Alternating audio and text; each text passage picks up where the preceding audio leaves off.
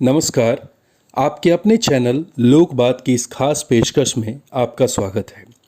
नमस्कार, मैं सुभी जायसवाल कहानियों के काफिला में आप सभी का हार्दिक स्वागत करती हूँ।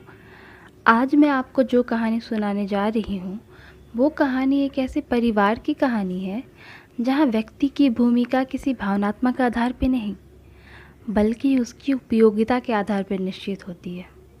वापसी कहानी उषा प्रियमदा जी द्वारा लिखी गई कहानी है। कहानी की शुरुआत कुछ इस प्रकार से है। गजाधर बाबू ने कमरे में जमे सामान पर एक नज़र दौड़ाई। 2 बक्स, डोलची, बाल्टी या डब्बा कैसा है गणेशी? उन्होंने पूछा। गणेशी बिस्तर बांधता हुआ कुछ गर्व, कुछ दुख, कुछ लज्जा से बोला। घरवाली ने साथ में कुछ बेसन के लड्डू रख दिए हैं। कहा बाबूजी को पसंद थे। अब कहाँ हम गरीब लोग आपकी कुछ खातिर कर पाएंगे। घर जाने की खुशी में भी गजाधर बाबू ने एक विषाद का अनुभव किया, जैसे किसी परिचित स्नेह आदर में सहज संसार से उनका नाता टूट रहा था। कभी कभी हम लोगों की भी खबर लेते रहिएगा, गणेशी ने बिस्तर में रस्सी बांधते हुए कहा। कभी कुछ ज़रूरत हो तो लिखना गणेशी, इस अगहन तक बिटिया की शादी कर दो, गजाधर बाबू ने बोले। गणेशी ने अंगोछे के छोर से आंखें पोंछी। अब आप लोग सहारा ना देंगे तो कौन देगा? आप यहाँ रहते तो शादी में कुछ हौसला रहता। गजाधर बाबू चलने को तैयार बैठे थे। रेलवे क्वार्टर का वह छोटा सा कमरा जिसमें उन्होंने कितने ही वर्ष बिताए थे, उनके सामान हट जाने से कैसे नग्न और कुरूप लग रहा था। आंगन में रोपे पौधे भी जान पहचान के लोग ले गए थे और जगह जगह मिट्टी बिखरी हुई थी। पर पत्नी, बाल बच्चों के साथ रहने की कल्पना में यह विक्षोभ एक दुर्बल लहर की तरह उठकर विलीन हो गई। गजाधर बाबू खुश थे। 35 सालों की नौकरी के बाद वह रिटायर होकर जा रहे थे। इन वर्षों में अधिकांश समय उन्होंने अकेले ही रहकर तो काटा था। उन अकेले क्षणों में उन्होंने इसी समय की कल्पना की थी जब वह अपने परिवार के साथ रह सकेंगे। इसी आशा के सहारे वो अपने अभाव के बोझ को ढो रहे थे। संसार की दृष्टि से उनका जीवन सफल कहा जा सकता है। उन्होंने शहर में एक मकान, बड़े लड़के अमर और लड़की कांति की शादी कर दी है। 2 बच्चे ऊंची कक्षाओं में पढ़ रहे थे। गजाधर बाबू नौकरी के कारण प्रायः छोटे स्टेशनों पर ही रहे और उनके बच्चे तथा पत्नी शहर में, जिससे पढ़ाई में बाधा ना हो। गजाधर बाबू स्वभाव के बहुत स्नेही व्यक्ति थे और स्नेह के आकांक्षी भी। जब परिवार साथ था तो ड्यूटी से लौटकर बच्चों से हंसते बोलते, पत्नी से कुछ मनोविनोद करते। उन सबके चले जाने से उनके जीवन में गहन सूनापन भर उठा। खाली क्षणों में उनसे घर में टिका न जाता। गहन सूनापन भर उठने के कारण कभी प्रवृत्ति न होने पर भी उन्हें पत्नी की स्नेहपूर्ण बातें हमेशा याद आती रहती। दोपहर में कैसे गर्मी होने पर भी 2 बजे तक आग जलाए रहती और उनके स्टेशन से वापस आने पर गर्म गर्म रोटियां सेकती और उन्हें खा चुकने के बाद भी मना करने पर भी थोड़ा सा कुछ थाली में पड़ोसी देती और बड़े प्यार से आग्रह करती। जब वह थके हारे बाहर से आते तो उनकी आहट पाकर रसोई के द्वार पर निकल आती और उनकी सल्लज आंखें मुस्कुरा उठती। गजाधर बाबू को तब हर छोटी सी छोटी बात याद आती और उदास हो जाते। अब कितने ही वर्षों बाद वह समय आया था जब वह अपने परिवार के साथ रहने जा रहे थे, उसी स्नेह और आदर के मध्य। टोपी उतारकर गजाधर बाबू ने चारपाई पे रख दी, जूते खोलकर नीचे खसका दिए। अंदर से रह रहकर कहकवा की आवाज़ आ रही थी। इतवार का दिन था और उनके सब बच्चे इकट्ठे होकर नाश्ता कर रहे थे। गजाधर बाबू के सूखे स्निग्ध होठों पर ऐसे ही मुस्कान आ गई। उसी तरह मुस्कुराते ही हुए वह बिना खांसे हुए अंदर चले गए। उन्होंने देखा कि नरेंद्र कमर पर हाथ रखे शायद रात की फिल्म में देखे गए किसी नृत्य की नकल कर रहा था और बसंती हंस हंस कर दोहरी हो रही थी। अमर की बहू को अपने तन बदन, आंचल या घूंघट का कोई होश न था और वह उन्मुक्त रूप से हंसी जा रही थी। गजाधर बाबू को देखते ही नरेंद्र धप से बैठ गया और चाय का प्याला उठाकर मुंह से लगा लिया। बहू को होश आया और उसने झट से माथा ढक लिया। केवल बसंती का शरीर रह रहकर हंसी दबाने के प्रयत्न में हिलता रहा। गजाधर बाबू ने मुस्कुराते हुए उन लोगों को देखा, फिर कहा, क्यों नरेंद्र, क्या नकल हो रही थी? कुछ नहीं बाबूजी, नरेंद्र ने सिर पिटाकर कहा। गजाधर बाबू ने चाहा कि वह भी इस मनोविनोद में भाग लेते, पर उनके आते ही जैसे सब कुंठित हो चुका हो। इससे उनके मन में थोड़ी सी खिन्नता उपज आई। बैठे हुए बोले, बसंती, मुझे भी चाय देना, तुम्हारी अम्मा की पूजा भी चल रही है क्या? बसंती ने माँ की कोठरी की ओर देखा, अभी आती ही होगी, और प्याले में उनके लिए चाय छानने लगी। बहू चुपचाप पहले ही जा चुकी थी। अब नरेंद्र भी चाय का आखिरी घूंट पीकर उठ खड़ा हुआ। केवल बसंती पिता के लिहाज में चौके में बैठी माँ की राह देखने लगी। गजाधर बाबू ने एक घूंट चाय पी, फिर कहा, बेटी, चाय तो फीकी है, लाइए चीनी और डाल दो। बसंती बोली, रहने दो, तुम्हारी अम्मा जब आएंगी तभी पी लूँगा। थोड़ी देर में उनकी पत्नी हाथ में अर्घ्य का लोटा लिए निकली और अशुद्ध स्तुति करते हुए तुलसी में डाल दिया। उसे देखते ही बसंती भी उठ गई। पत्नी ने आकर गजाधर बाबू को देखा और कहा, अरे आप अकेले बैठे हैं, ये सब कहाँ गए? गजाधर बाबू के मन में फांस सी कसक उठी। अपने अपने काम में लग गए होंगे, आखिर बच्चे ही हैं। पत्नी आकर चौके में बैठ गई। उन्होंने नाक भौं चढ़ाकर और जूठे बर्तनों को देखकर कहा, सारे जूठे बर्तन पड़े हैं, इस घर में धर्म कर्म कुछ नहीं, पूजा करके सीधे चौके में घुसो। फिर उन्होंने नौकर को पुकारा। जब उत्तर ना मिला तो एक बार और उच्च स्वर में पुकारा। फिर पति की ओर देखकर बोली, बहू ने भेजा होगा बाजार, और एक लंबी सांस लेकर चुप हो ली।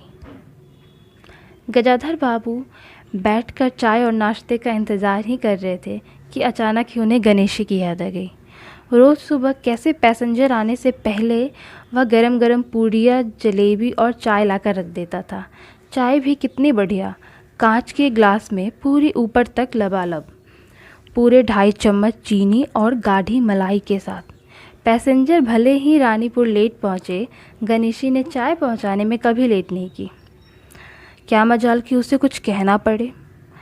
पत्नी का शिकायत भरा स्वर सुनकर उनके विचारों में व्याघात पहुंचा। वह कह रही थी कि सारा दिन इसी खिचखिच में निकल जाता है। इस गृहस्थी का धंधा पीटते पीटते उम्र बीत गई, कोई ज़रा हाथ भी नहीं बटाता। बहू क्या करती है? गजाधर बाबू ने पूछा। पड़ी रहती है, बसंती को तो कहेगी कि कॉलेज जाना होता है। गजाधर बाबू ने जोश में आकर बसंती को आवाज़ दी। बसंती भाभी के कमरे से निकलती तो गजाधर बाबू ने कहा, बसंती, आज से शाम का खाना बनाने की जिम्मेदारी तुम पर। सुबह का भोजन तुम्हारी भाभी बनाएगी। बसंती मुंह लटकाकर बोली, बाबूजी, पढ़ना भी तो होता है। गजाधर बाबू ने प्यार से समझाया, तुम सुबह पढ़ लिया करो, तुम्हारी माँ अब बूढ़ी हुई, अब वो शक्ति नहीं बची। तुम हो, तुम्हारी भाभी है, दोनों को मिलकर काम में हाथ बटाना चाहिए। बसंती चुप रह गई। उसके जाने के बाद ही उसकी माँ ने धीरे से कहा, पढ़ने का तो बहाना है, कभी जी ही नहीं लगता, लगे कैसे, शीला से ही फुर्सत नहीं। बड़े बड़े लड़के हैं उस घर में, हर वक्त वहाँ घुसा रहना मुझे नहीं सुहाता, मना करो तो सुनती नहीं। घर में गजाधर बाबू के रहने के लिए कोई स्थायी स्थान न बचा था। जैसे किसी मेहमान के आने के लिए कुछ अस्थायी प्रबंध कर दिया जाता है, ठीक उसी प्रकार बैठक में कुर्सियों को दीवार से सटाकर बीच में गजाधर बाबू के लिए पतली सी चारपाई डाल दी गई थी। गजाधर बाबू उस कमरे में पड़े पड़े कभी अनायास ही इस अस्थायित्व का अनुभव करने लगे। उन्हें याद आई उन रेलगाड़ियों की जो आती थी और थोड़ी देर रुककर किसी और लक्ष्य की ओर चली जाती थी। घर छोटा होने के कारण बैठक में ही अब वह प्रबंध किया गया था। उनकी पत्नी के पास अंदर एक छोटा कमरा अवश्य था, पर एक ओर अचारों के मर्तबान, दाल चावल के कनस्तनों और घी के डिब्बों से घिरा था, तो दूसरी ओर पुरानी रजाइयाँ दड़ियों से लिपटी और रस्सी से बंधी रखी थी। उनके पास एक बड़े से टीन के बक्स में घर भर के गर्म कपड़े पड़े थे। बीच में एक अलगनी बंधी हुई थी, जिस पर प्रायः बसंती के कपड़े ही लापरवाही से पड़े रहते थे, वह अक्सर उस कमरे में कम ही जाया करते थे।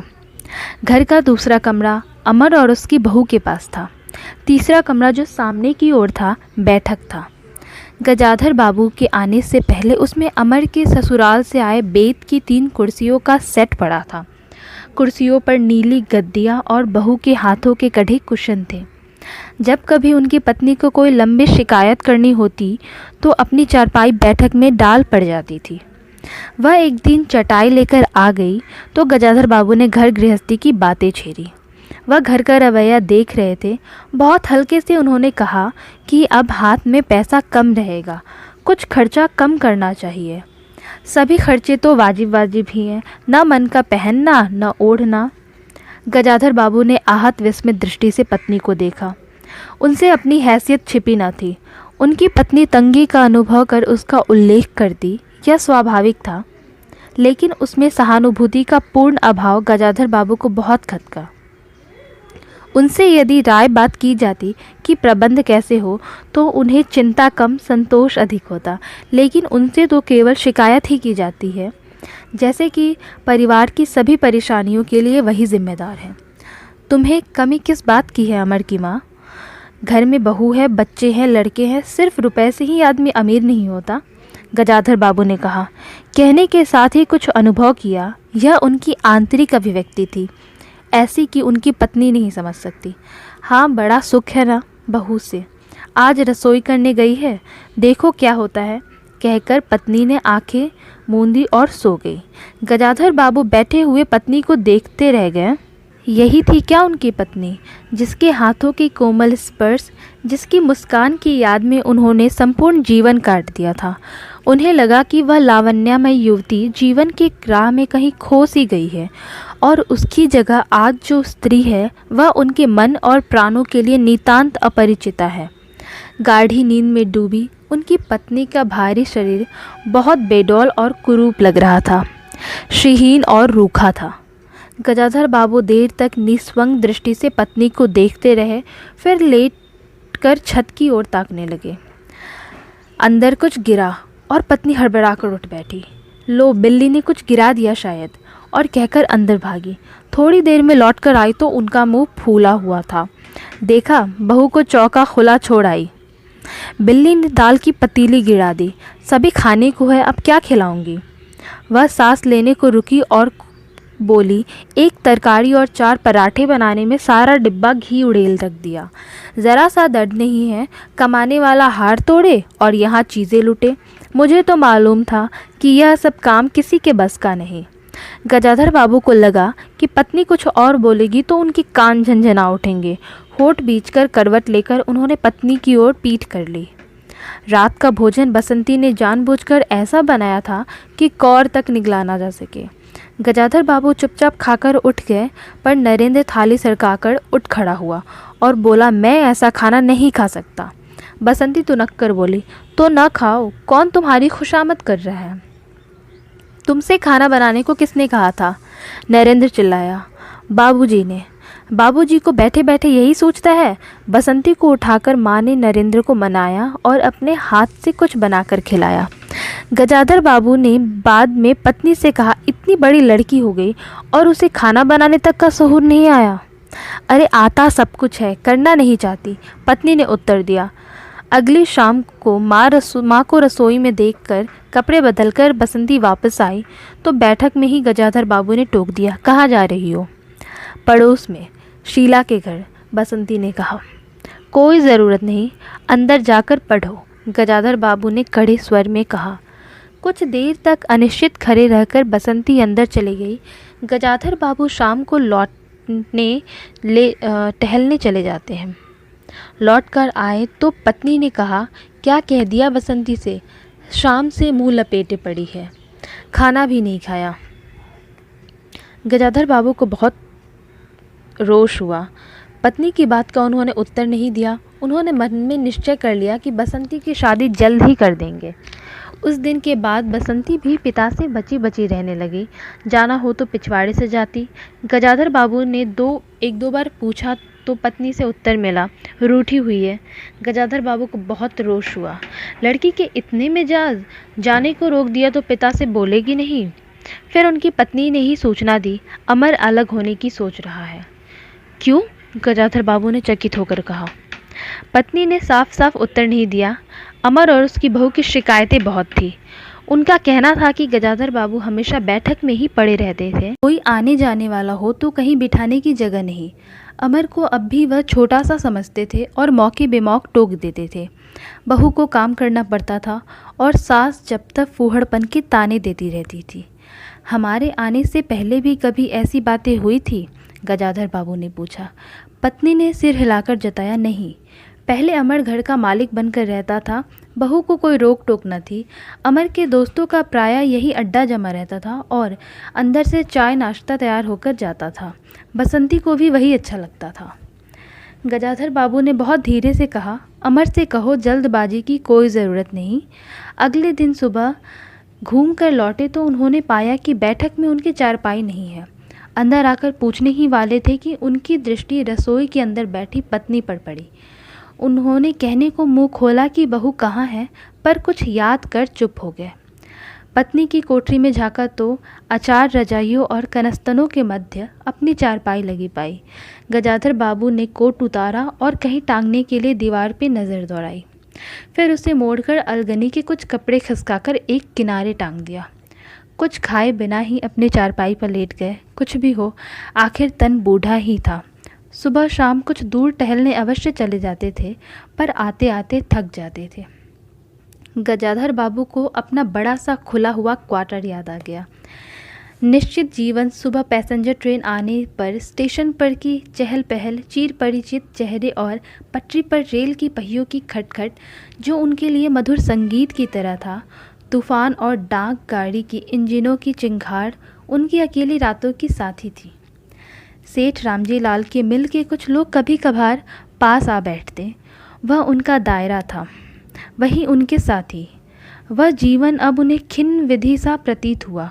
उन्हें लगा कि वह जिंदगी द्वारा ठगे गए हैं। उन्होंने जो कुछ चाहा उसमें से उन्हें एक बूंद भी नहीं मिला। लेटे हुए वह घर के अंदर से आते विविध स्वरों को सुन रहे थे। बहू और सास की छोटी सी झड़प, बाल्टी पर खुले नल की आवाज़, रसोई के बर्तनों की खटपट और उसी में गौरवों का वार्तालाप। और अचानक ही उन्होंने निश्चय कर लिया कि अब घर की किसी बात में दखल न देंगे। यदि गृहस्वामी के लिए पूरे घर में एक चारपाई की जगह नहीं तो यहीं पड़े रहेंगे। अगर कहीं और डाल दी गई तो कहीं और चले जाएंगे। यदि बच्चों के जीवन में उनके लिए कहीं स्थान नहीं तो अपने ही घर में परदेसी की तरह पड़े रहेंगे। और उस दिन के बाद सचमुच गजाधर बाबू ने कभी कुछ नहीं बोला। नरेंद्र मांगने आया तो उसे बिना कारण पूछे ही पैसे दिए। बसंती काफ़ी अंधेरा हो जाने पर भी पड़ोस में रही तो भी उसे उन्होंने कुछ नहीं कहा। पर उन्हें सबसे बड़ा गम इस बात का था कि उनकी पत्नी ने भी उसमें कुछ परिवर्तन लक्षित नहीं किया। वह मन ही मन कितना भार ढो रहे हैं इससे वह अनजान बनी रही, बल्कि उन्हें पति के घर के मामले में हस्तक्षेप करने के कारण शांति ही थी। कभी कभी कह भी उठती, ठीक ही है, आप बीच में ना पड़ा कीजिए, बच्चे बड़े हो गए हैं, हमारा जो कर्तव्य था कर रहे हैं, पढ़ा रहे हैं, शादी कर देंगे। गजाधर बाबू ने आहत दृष्टि से पत्नी को देखा। उन्होंने अनुभव किया कि वह पत्नी व बच्चों के लिए केवल धनोपार्जन के निमित्त मात्र है। जिस व्यक्ति के अस्तित्व से अपनी मांग में सिंदूर डालने की अधिकारी है, समाज में उसकी प्रतिष्ठा है, उसके सामने वह 2 वक्त का भोजन की थाली रख देने से सारे कर्तव्य की छुट्टी पा जाती है। वह घी और चीनी के डब्बे में इतनी रमी हुई है कि वही उसकी दुनिया बन गई। गजाधर बाबू अब उसके जीवन के केंद्र नहीं हो सकते। उन्हें तो अब बेटी की शादी के लिए भी उत्साह बुझ गया। किसी बात में हस्तक्षेप ना करने के निश्चय के बावजूद भी उनका अस्तित्व उस वातावरण का एक भाग न बन सका। उनकी उपस्थिति उस घर में ऐसी असंगत लगने लगी जैसे सजी हुई बैठक में उनकी चारपाई थी। उनकी सारी खुशी एक गहरी उदासीनता में डूब गई। इतने सब निश्चयों के बावजूद भी गजाधर बाबू एक दिन बीच में दखल दे बैठे। पत्नी स्वाभानुसार नौकर की शिकायत कर रही थी। कितना कामचोर है, बाजार की हर चीज़ में पैसे बनाता है, खाना खाने बैठता है तो खाता ही चला जाता है। गजाधर बाबू को बराबर यह महसूस होता रहता है कि उनके रहन सहन और खर्च उनकी हैसियत से कहीं ज़्यादा है। पत्नी की बात सुनकर लगा कि नौकर का खर्च तो बिल्कुल बेकार है, छोटा मोटा काम ही तो होता है, घर में 3 मर्द है, कोई भी कर देगा। उन्होंने उसी दिन नौकर का हिसाब कर दिया। अमर दफ्तर से आया तो नौकर को पुकारने लगा। अमर की बहू बोली, बाबूजी ने नौकर छुड़ा दिए हैं। क्यों? कहते हैं खर्च बहुत है। यह वार्तालाप बहुत सीधा सा था, पर जिस टोन में बहू बोली गजाधर बाबू को खटक गया। उस दिन जी भारी होने के कारण गजाधर बाबू टहलने भी नहीं गए, आलस में उठकर बत्ती भी नहीं जलाई। इस बात से बेखबर नरेंद्र माँ से कहने लगा, अम्मा तुम बाबूजी से कहती क्यों नहीं? बैठे बैठे कुछ नहीं तो नौकर ही छुड़ा दिए। अगर बाबूजी यह समझते हैं कि मैं साइकिल पर गेहूँ रख आटा पिसाने जाऊँगा तो मुझसे यह नहीं होगा। हाँ अम्मा, बसंती का स्वर था, मैं कॉलेज भी जाऊँ और घर लौटकर झाड़ू भी लगाऊँ, यह मेरे बस की बात नहीं। बूढ़े आदमी हैं, अमर भुनभुनाया, चुपचाप पड़े रहे, हर चीज़ में दखल क्यों देते हैं? पत्नी ने बड़े व्यंग्य से कहा, और कुछ नहीं सूझा तो तुम्हारी बहू को ही चौके में भेज दिया। वह गई तो 15 दिन का राशन 5 दिन में ही बना कर रख दिया। बहू कुछ कहे इससे पहले वह चौके में घुस गई। कुछ देर में अपनी कोठरी में आई और बिजली जलाई तो गजाधर बाबू को लेटे देख बड़ी सिटपिटाई।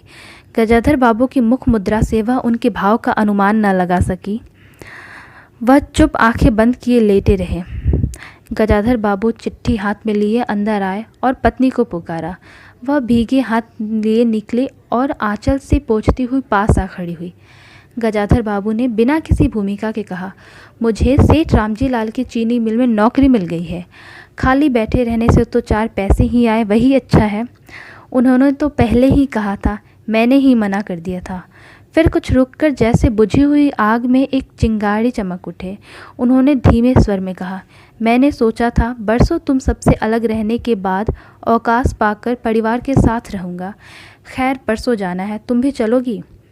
मैं? पत्नी ने सक पकाकर कहा, मैं चलूँगी तो यहाँ क्या होगा? इतनी बड़ी गृहस्थी, फिर सयानी लड़की। बात बीच में काटकर ही गजाधर बाबू ने हताश स्वर से कहा, ठीक है तुम यहीं रहो, मैं तो ऐसे ही कह रहा था, और गहरे मौन में डूब गए। नरेंद्र ने बड़ी तत्परता से बिस्तर बांधा और रिक्शा बुला लाया। गजाधर बाबू का टीन का बक्सा और पतला सा बिस्तर उस पर रख दिया गया। नाश्ते के लिए लड्डू और मठरी की डलिया हाथ में लिए गजाधर बाबू रिक्शे में बैठ गए। एक दृष्टि उन्होंने अपने परिवार पर डाली और दूसरी दृष्टि दूसरी ओर देखने लगे। रिक्शा चल पड़ा। उनके जाने के बाद सब अंदर लौट आए। बहू ने अमर से पूछा, सिनेमा चलिएगा ना? बसंती ने उछलकर कहा, भैया हमें भी। गजाधर बाबू की पत्नी सीधे चौके में गई, बची हुई मटरियों को कटोरदान में रखकर अपने कमरे में ले आई और कनस्तरों पे रख दिया। फिर बाहर आकर कहा, अरे नरेंद्र, बाबूजी की चरपाई कमरे से निकाल दे, उसमें चलने तक की जगह नहीं है।